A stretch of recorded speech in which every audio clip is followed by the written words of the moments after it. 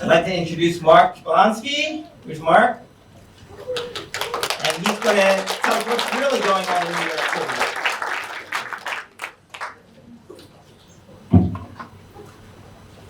Thank you, David. Thank you, everybody. So, I'm going to talk a bit about marketing for entertainment attractions. First, just to say out loud, we are AKA. We are the world's largest fully integrated creative media and advertising agency, servicing destinations, attractions, and entertainment.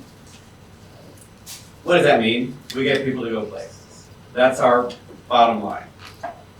In my role as head of business intelligence, what I do is I study audiences, marketing campaigns, and storytelling using research and data. And we've been following a trend that pretty much all cities around the US are experiencing, including, of course, New York. Suburbanites from metropolitan areas are visiting city attractions at a lower rate than locals and tourists. So we've heard a lot about international tourists. We've seen hotel occupancy. Let's talk about the day trippers. What's happening is, because of this, you're seeing peak seasons peak. I mean, everybody saw last week, 2 weeks ago in New York City, couldn't get around.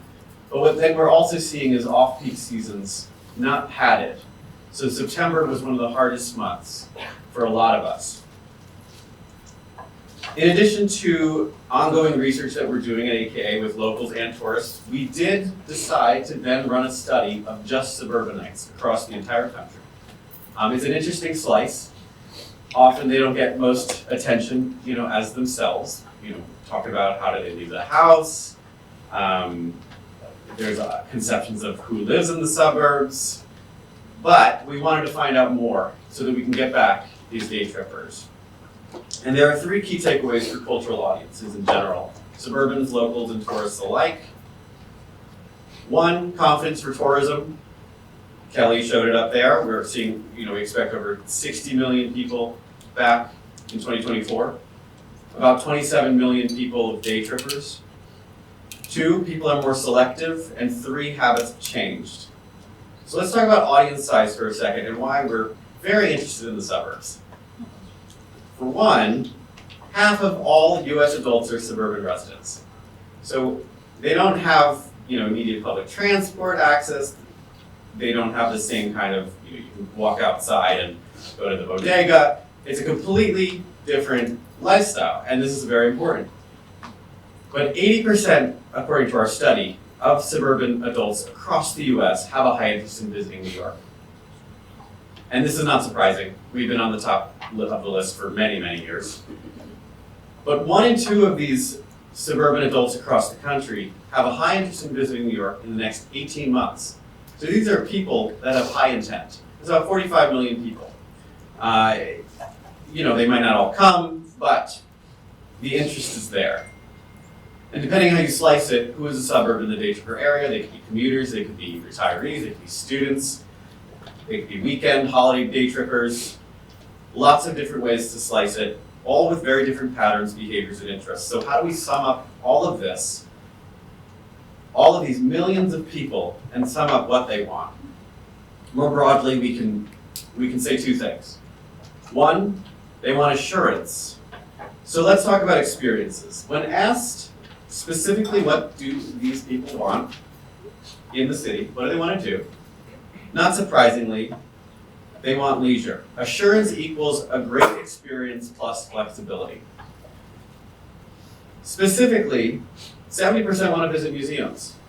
63% want to attend a Broadway show. 55% an observation deck. 61% want to shop.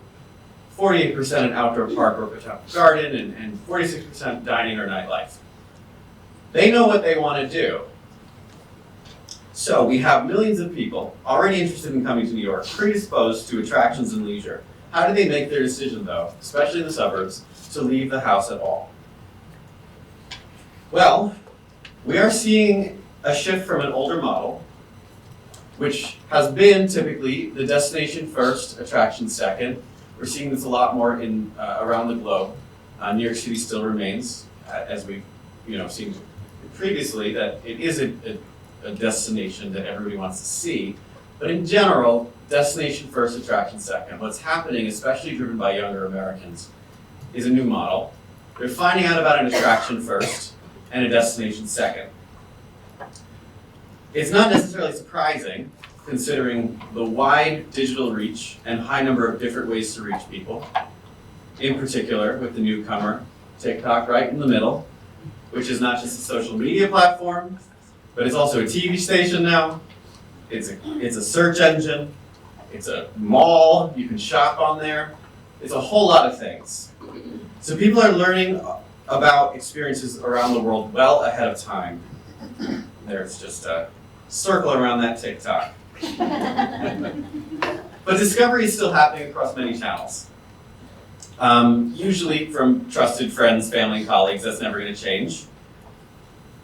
Also from search engines, opinion or reviewer aggregators, which is why it's, side note, very important to make sure that you're on top of your review aggregators and make sure that because if we're having 50% of people consulting these review aggregators, you want to make sure that you're monitoring them and ensuring the value there.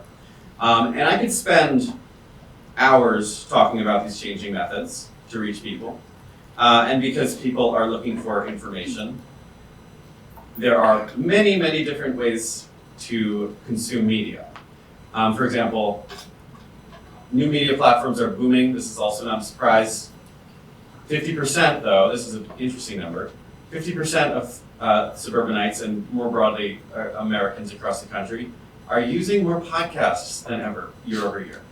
Followed by that is on-demand TV streaming, YouTube, live TV streaming, free ad-supported TV, streaming music. You're hearing me say a lot of streaming. A lot's going on digital.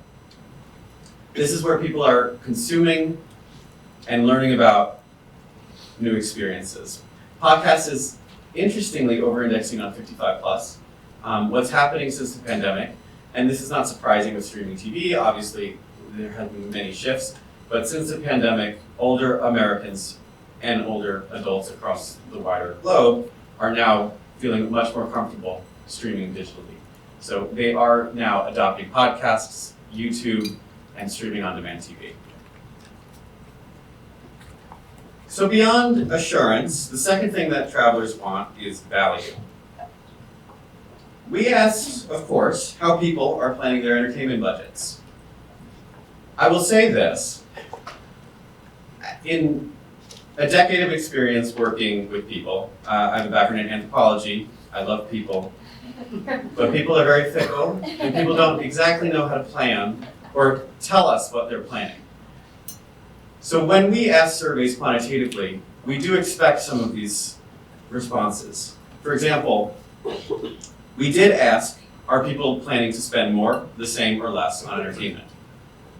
For those who said they would spend less on entertainment, they cited the inflation, the macroeconomics, the high cost going out, the higher household expenses. But despite this, 70% of suburban travelers are doing the same or better financially than they were last year.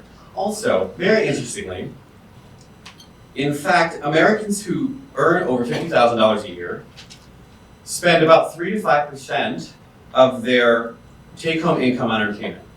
3 to 5%. This has not changed in the last 40 years. It hasn't changed last year, it hasn't changed in 2020, it hasn't changed in 2019. For high earners, it amounts to about $8,000 per person per year on entertainment. What has changed is what types of entertainment, and that's not surprising. What is surprising is for earners over $75,000 a year, 30% of their entertainment budgets have been spent on live entertainment.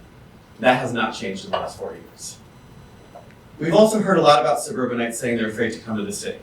And we heard from Chief that safety is up, crime is down. We want to hammer this home. Safety and crime are not the reasons that they are not coming. Because until they want to see the Rockefeller tree, or the holiday train show, or the Manet de Gaucho at the Met, it doesn't matter how discomforted they feel or how unsafe they perceive it to be. It all comes down to value.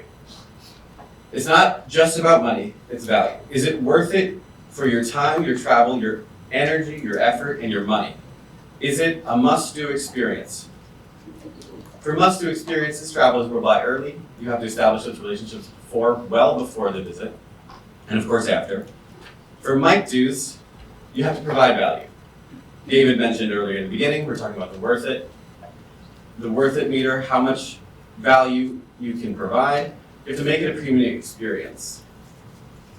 And as important, you have to communicate this value. So I'm going to talk about, for 5 seconds, I'm going to set on this slide. We asked when travelers plan and buy must-dos and might-dos. Essentially, when are people planning their trips? Interestingly enough, 54% of all people traveling to New York City, suburbanites and tourists alike, plan their trip for a city attraction while in New York City. So they don't know what they're going to do until they get here. Sometimes they're driven by a must-do experience. They know they want to do at least one thing, and then they don't know what else they're going to do. 61% say they're going to visit a museum or gallery while in New York City. So how can you add value to make sure that you can start becoming a must-do? Because we know that people will buy early, you'll have more security in the bank, you can talk to your buyers, your consumers much earlier on, help them grow word of mouth. And I also wanted to add that the 54% of the when in New York City, it's driven mostly by people over the age of 45. The younger Americans, like I said earlier, are more destination driven. So they're actually the ones buying out further. So we anticipate this trend to continue. So let's talk about measuring worth. It boils down to this. People are more likely to plan around an experience and buy further out if the perceived experience, the exclusivity of experience, the shareability outweighs the total costs and the opportunity cost and the effort cost. The cost, obviously, of the tickets, the hotels, if you're going to stay at one, but for day trippers, that's not always an option. So the costs, the soft costs, how comfortable you feel, how, you have to arrange childcare or pet care, how you have to exert energy for transportation.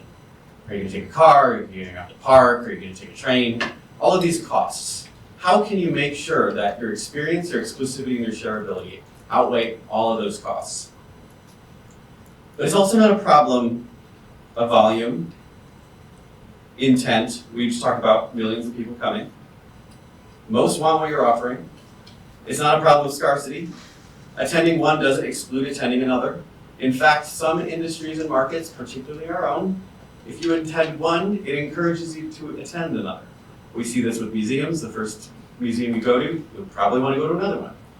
Maybe not this week, this month, but next month. It's not exactly a problem of admission fee. We talked about entertainment fees. They've remained pretty much the same, adjusted for inflation, in the last 40 years. It's a problem of decision, leaving the house, exerting energy one way or another. A problem of action. Will this experience be worth it? And then, it's a problem of communicating that action. Customer ease is often cited as the best predictor of customer behavior. So one of the easiest things to do is sit on your couch and turn on the TV. How can you show your audience your experience will be exciting, informative, social, comforting, cathartic, one of a kind, worth it? And you may not have the budgets to stretch across every single channel, to show everyone your worth. There's a lot of channels. I've put up like 15. There's hundreds out there. Channels meaning mediums. So it's important to identify your audiences and hone your story to communicate your worth to the right audiences. Assure them that it's worth it, because the right audiences, plus the right channels, plus the right story, all for your valuable experience, means you've hit the bullseye. Thank you.